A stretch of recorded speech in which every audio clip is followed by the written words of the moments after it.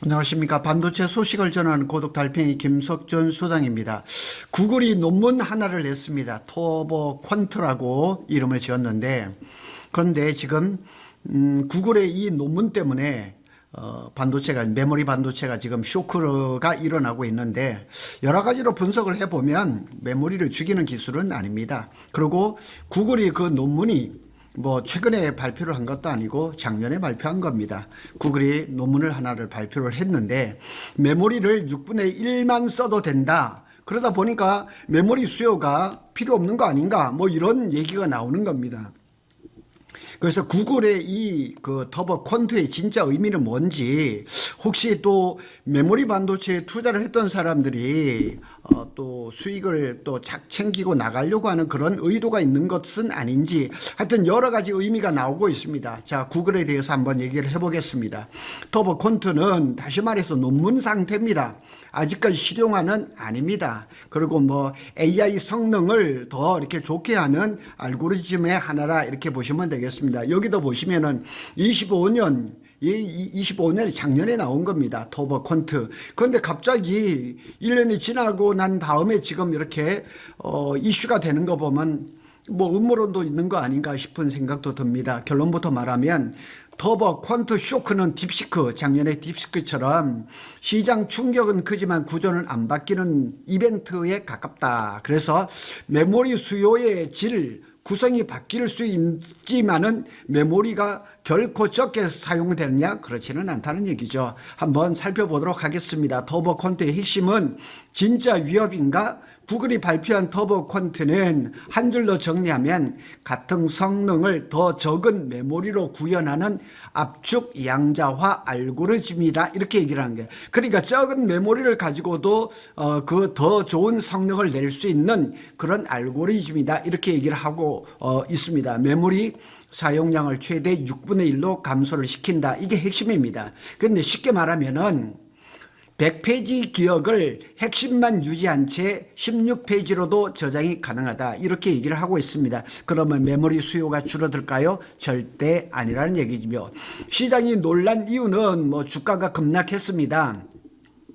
과연 구글의 터보 퀀트뿐만 아니라 이란 전쟁이 더 큰 요소가 되겠죠. 시장은 과잉 반응을 한 것 같아요. 시장 논리는 AI 메모리가 AI가 지금 메모리가 폭증해서 메모리가 지금 쇼티지 공급 부족이 났는데, 삼성과 SK 하이닉스가 아주 고공 랠리를 가고 있는데 여기에 대한 약간의 음모론이 있는 것은 아닌가 하는 생각도 듭니다. 그런데 메모리를 6분의 1로 줄일 수 있다? 수요 붕괴 시나리오에 반사적으로 반응을 한 거죠. 딥시크가 나왔을 때 그 난리가 났던 것 비슷하게 생각합니다. 제가 이걸 보면서 무슨 생각이 드냐면, 성경에 보면 솔로몬이 이렇게 얘기를 했거든요. 해 아래 새 것은 없다 그랬습니다. 이것도 다 똑같은 얘기입니다. 그래서 삼성전자가 4.7%, SK 하이닉스가 6.2%, 마이크론도 그냥 하락했죠. AI 수요는 메모리 수요라는 공식이 흔들리는 것처럼 보이지만은 그것은 절대 아니라는 사실이죠. 하지만 이거는 딥시크 2.0 아닙니다.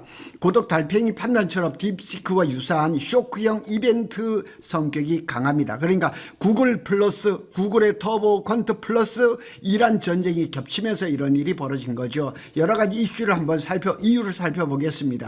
효율이 높아지면 수요가 줄어드냐? 그것이 아니다. 이거는 역사적으로 틀렸다는 게 다 검증된 논리입니다. 대표적인 사례를 보면 CPU 성능이 올라가면 컴퓨터 수요가 폭증하고, 인터넷 속도가 올라가면 데이터 사용량이 폭증하고, GPU 효율이 올라가면 AI 연산이 폭발했던 겁니다. 이걸 경제학적으로 제번스 역설이라고 합니다. 이게 이제 영국에서 증기기관차가 나오면서 했던 얘기입니다. 그래서 제번스의 역설 이렇게 얘기를 하는데, 효율이 좋아지면 오히려 소비는 더 늘어난다. 한마디로 이겁니다. 그러니까 구글의 터보 퀀트가 메모리가 6분의 1로 줄어든다 할지라도 소비는 더 늘어날 수 있다는 얘기죠. 그래서 전체 메모리 수요는 오히려 더 증가하게 될 것이다.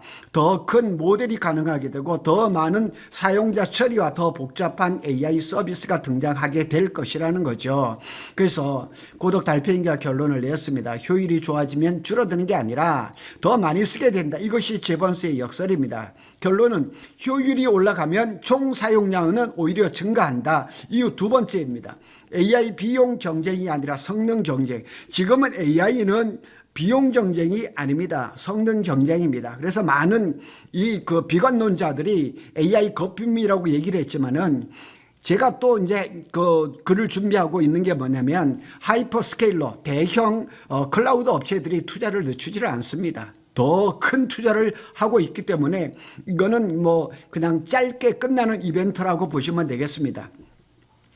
지금 AI 시장은 구글과 마이크로소프트, 오픈 AI, 메타 전부 다 지금 삼성의 우리 한국의 HBM에 줄 서 있는 회사들이죠. 경쟁 포인트는 비용이 아닙니다. 성능입니다. 그래서 메모리를 줄여서 돈을 아끼는 게 아니랍니다. 같은 메모리로 더 똑똑한 모델을 만든다는 겁니다. 다시 말해서 터보 콘트는 비용 절감 기술이 아니라 터보 콘트는 성능 확장 기술이라는 것을 기억하셔야 됩니다. 세 번째는 메모리 병목 해소 수요가 폭발할 시도라는 거죠. 현재 AI 구조 핵심 문제는 뭐냐면 메모리 월, 메모리 병목 현상이죠. 터보 콘트는 이거를 깨는 기술이죠. 그러니까 메모리 병목 현상을 깨는데 메모리 수요가 줄어든다?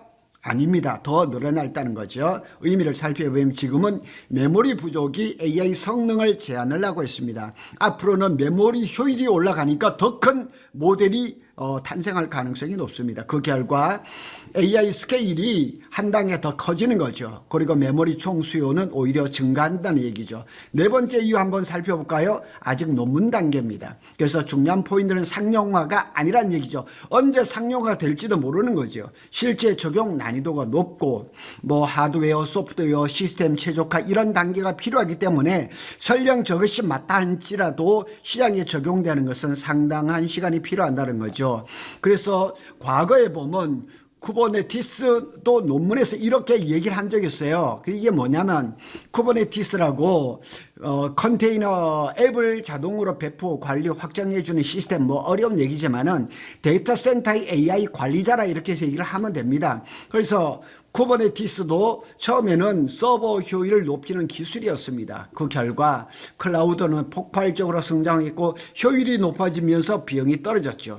비용이 떨어지면서 사용은 높아졌죠. 사용이 높아지면서 전체 인프라는 폭증했던 거죠. 쿠버네티스도 결국은 서버를 죽이는 기술이 아니라 서버를 더 많이 쓰게 하는 기술이었다는 거죠. 결국 쿠버네티스는 서버를 줄이는 것이 아니라 클라우드를 폭발시키는 기술이 됐다는 얘기죠. 그래서 해 아래 새 것은 없습니다. 저 기술은 메모리를 죽이는 기술이 아니라 메모리를 더 폭발시키는 기술일 수밖에 없다는 사실을 다시금 증명을 시키는 겁니다.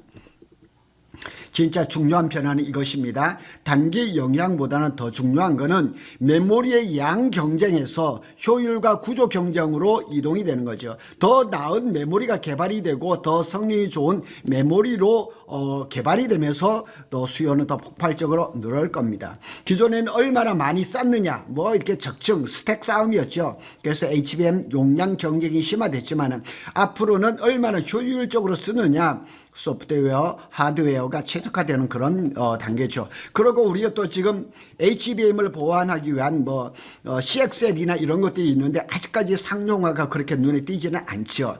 결국 단순한 D램이 뭐 이렇게 수요가 줄어들거나 이러지는 않습니다. 그래서 단순한 D램보다는 기능성 D램 이런 것들이 앞으로 시스템 D램 이런 것들이 나올 가능성이 높죠. HBM 플러스 패키징 시스템 최적화 이런 것을 한 메모리 안에다 만들 수 있는 그런 기술이 또 나올 수가 있겠죠. 그래서 삼성전자, SK 하이닉스 관점에서 해석을 해보겠습니다. 뭐 메모리 세계 최대 회사들이니까 만일 6분의 1로 그 메모리 사용량이 줄어든다 그랬을 때 우리 삼성하고 SK 하이닉스가 타격이 있을까? 아닙니다. 오히려 이거는 이렇게 봐야 됩니다. 삼성의 강점은 시스템을 통합하는 능력이 있죠. 턴키하는 거, HBM, 파운드리, 패키징, 터보 콘터 같은 구조 변화가 유리하다는 얘기죠. 그래서 구독 달팽이가 계속 얘기를 하죠. HBM 플러스 2나노 패키징 원스톱, 턴키, 수적 계열화 이런 것들이 더 중요해지는 그런 시기가 오는 거죠. 그래서 SK 또 하이닉스의 강점은 뭐냐면 HBM 수율이라든가 안정성, 고객사한테 아주 신뢰가 두텁죠. 그래서 단점은 상대적으로 시스템이 통합하는 것이 약한데 SK 하이닉스가 이거를 지금 보완을 해야 되는 거죠. 뭐 최근에도 보면 20조 원의 EUV를 도입을 한다 그러는데 SK 하이닉스가 다른 파운드리는 몰라도 HBM 베이스 타일을 할 수 있는 그런 파운드리 기술 역량을 채워야 된다 이렇게 보는 거죠. 앞으로 단순한 HBM만 공급한 것으로는 부족합니다. 경쟁력이 떨어집니다. 그래서 삼성은 아주 올해 들어서 HBM4를 2월 12일 날 양산 출하하면서 아주 승기를 잡았습니다. SK 하이닉스가 R&D에서 작년에 약간 주춤하면서 기술이 약간 떨어지는 감이 있는데 또 다시 도약할 그런 준비는 충분히 하고 있다고 봅니다. 자, 투자 산업 관점에서 최종적으로 판단을 해보겠습니다. 단기적으로 보면 공포죠. 과도한 공포는 가질 필요 없습니다. 딥시크에서 우리는 다 알았습니다. 그 다음에 또 이렇게 차익 실현을 하려고 하는 그런 어둠의 세력이 있는 것은 아닌가 이렇게 의심이 되기도 하죠. 변동성이 조금 커질 가능성이 있죠. 왜냐하면 전쟁도 아직 안 끝났고 아마 뭐 4월 6일, 7일 이때 전쟁이 끝나지 않을까 이런 예상도 나오고 있죠. 중기적으로 보면 영향이 제한적이고 오히려 AI가 확산이 가속화될 가능성이 높다 이렇게 보는 거죠. 장기적으로 보면 메모리 수요가 감소될 일은 없다. 구조 변화, 효율이 중심이 되고 HBM의 중력성과 유지되고 더 강화될 가능성이 높다 이렇게 보시면 되겠습니다. 구독 달팽이의 결론을 보면 이번 사건의 본질은 이겁니다. 메모리 수요가 줄어드는 신호가 아니라 AI가 다음 단계로 넘어간다는 신호다. 터보 퀀트는 메모리를 줄이는 기술이 아니라 AI를 더 많이 쓰게 하는 기술이다. 이렇게 보면 걱정할 필요는 없다. 이렇게 보시면 되겠습니다. 구독 달팽이는 삼성전자와 SK 하이닉스의 반도체 소식을 빠르게 전해드리고 있습니다. 감사합니다.